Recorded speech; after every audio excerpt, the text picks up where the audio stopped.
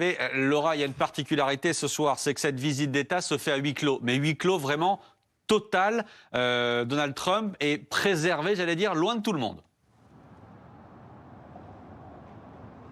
Exactement, d'habitude, lors des visites d'État, on voit la procession en carrosse dans les rues de Windsor avec le chef d'État qui salue la foule. Vous rappelez-vous, c'était le cas lorsque Emmanuel Macron est venu en juillet dernier pour une visite d'État. Mais cette fois-ci, Donald Trump est resté complètement confiné dans l'enceinte du château. Selon la presse britannique, c'est la plus grosse opération de sécurité depuis le couronnement du roi Charles III. Il y a eu 7000 policiers qui ont été mobilisés, des drones dans le ciel, un espace aérien fermé et des bateaux aussi qui patrouillaient autour de Windsor sur la Tamise. Un important dispositif de sécurité. Mais au-delà de cette sécurité, il y a aussi la contestation. Et on peut le dire, eh bien, ça aurait terni l'image de cette procession millimétrée, de cette cérémonie, si Donald Trump avait croisé des gens, des protestateurs d'ailleurs que nous avons interviewés cet après-midi. Je vous propose de les écouter.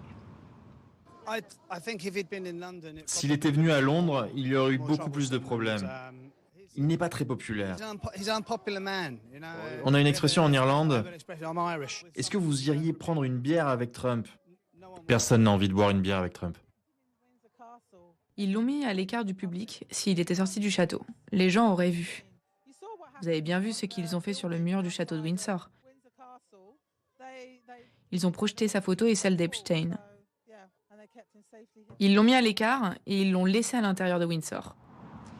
Et je peux vous dire que le contraste est complètement saisissant entre Windsor, ce qu'on a pu voir à midi avec cette cérémonie millimétrée et ce faste royal, et les images qu'on a pu voir à Londres avec cette protestation et ces pancartes contre cette venue du chef de l'État américain.